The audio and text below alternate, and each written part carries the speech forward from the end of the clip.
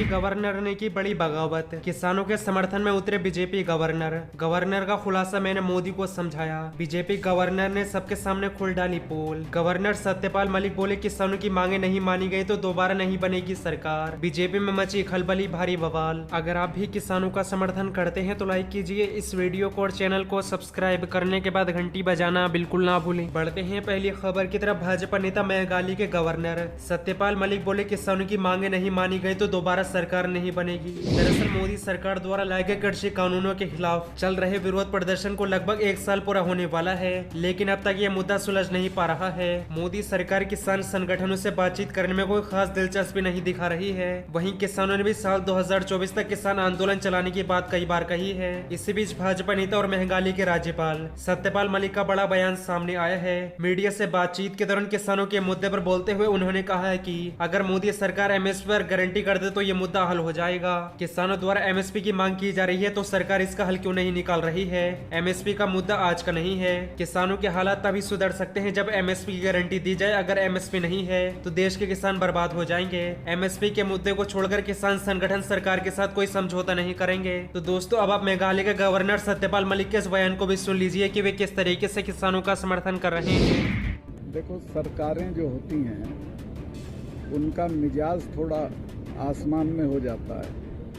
उन्हें ये दिखता नहीं है कि ये इनकी तकलीफ कितनी है, लेकिन वक्त आता है फिर उनको देखना भी पड़ता है, सुनना भी पड़ता है। यही सरकार का होना है। अगर किसानों की मांगे नहीं मानी गई तो ये सरकार दोबारा नहीं आएगी। इसी दौरान भाजपा नेता सत्यपाल मलिक ने यह भी कहा कि मैंने इस मुद्दे पर सरकार से कई बार झगड़ा भी किया है। मैंने उन्हें बताया कि आप गलत रास्ते पर हैं, इसे जल्द से जल्द सुलझाएं। अगर किसानों की मांग नहीं मानी गई तो यह सरकार दोबारा सत्ता में नहीं आ पाएगी। उत्तर प्रदेश के कई जिलों में भारतीय जनता पार्टी के नेता गाँव में भी नहीं जा सकते। लोगों के मन में भाजपा के प्रति इतनी नाराजगी है। गौरतलब है कि अगले साल उत्तर प्रदेश में विधानसभा चुनाव होने वाले हैं। ऐसे में भाजपा नेता सत्यपाल मलिक द्वारा अपनी ही पार्टी को एक तरह की चेतावनी दी गई है। अगर जल्द से जल्द किसानों के मुद्दे को सुलझाया नहीं गया तो अगले साल उत्तर प्रदेश में भाजपा का सत्ता हासिल कर पाना नामुमकिन हो पाएगा। हाल ही में लखीमपुर खीरी में किसानों के साथ हुई हिंसा में भी लोगों के बीच भारतीय जनता पार्टी के लिए काफी आक्रोश देखने को मिल रहा है। बढ़ते हैं अगली खबर की तरफ। किसान नेता राकेश टिकैत ने सिंगू बॉर्डर पर हत्या को बताया केंद्र की साजिश। बोले आंदोलन को खत्म कराना चाहती है मोदी सरकार। सिंगू बॉर्डर पर हुई युवक की निर्मम हत्या को लेकर भारतीय किसान यूनियन के प्रवक्ता राकेश टिकैत ने केंद्र की नरेंद्र मोदी सरकार पर हमला बोला है। किसान नेता राकेश टिकैत ने इसे केंद्र सरकार की साजिश बताया है।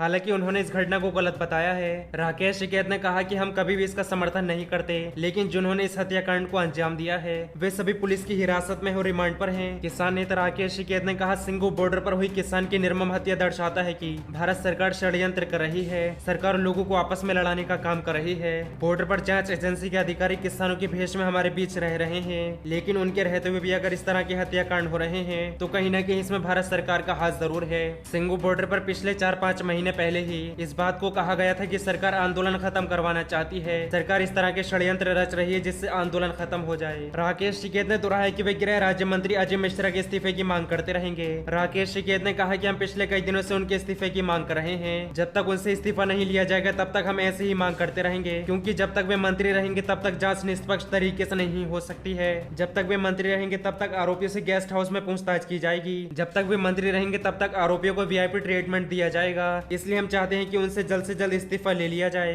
उधर रेल रोको आंदोलन को लेकर किसान नेता राकेश टिकैत ने कहा कि हम लोगों को परेशान करना नहीं चाहते हैं। किसान नेता राकेश टिकैत ने कहा कि जिन ट्रेनों को रोकने की बात कर रहे हैं उसमें ज्यादातर ट्रेन तो सरकार ने पहले ही बंद की हुई है। जो ट्रेनें चल रही हैं उनका किराया बेहद ज्यादा महंगा कर दिया गया है, जिसके चलते आम लोग सरकारों की ही चल रहे हैं। ट्रेनों में सफर नहीं करते, ये जनता की लड़ाई है। आने वाले समय में जिस तरह से लगातार प्राइवेट हाथों में सरकारी तंत्र को दिया जा रहा है, ऐसे में महंगाई का बढ़ना और बेरोजगारी का लगातार बढ़ना कोई आश्चर्यजनक बात नहीं है। बढ़ते हैं अगली खबर की तरफ। अखिलेश यादव ने योगी सरकार पर कसा तंज। यूपी के विकास के लिए भाजपा को हटाना जरूरी, योगी नहीं योगी सरकार चाहिए। दरअसल अखिलेश यादव ने उत्तर प्रदेश के मुख्यमंत्री योगी आदित्यनाथ पर पलटवार करते हुए कहा है कि यूपी के विकास के लिए भाजपा को हटाना जरूरी हो गया है। प्रदेश को योगी नहीं योगी सरकार चाहिए। अखिलेश यादव रविवार को मीडिया को संबोधित कर रहे थे। इससे पहले मुख्यमंत्री योगी आदित्यनाथ ने पिछड़ा वर्ग सम्मेलन में अखिलेश यादव पर निशाना साधते हुए कहा था कि 2017 के पहले प्रदेश की पहचान दंगों से होती थी। विकास सिर्फ एक ही परिवार को हो रहा था, पर अब प्रदेश तरक्की के रास्ते पर बढ़ रहा है। रविवार को बसपा के कई बड़े नेता सपा में शामिल हो गए। पार्टी के पूर्व विधायक व पूर्व प्रदेश अध्यक्ष RS कुशवाहा, पूर्व सांसद कादिर राणा ने हजारों कार्यकर्ताओं के साथ समाजवादी पार्टी का दामन थाम लिया। सपा अध्यक्ष ने कहा कि देश में खाद से लेकर तेल तक के दाम बढ़ गए हैं, जिसकी मार हर वर्ग पर पड़ रही है।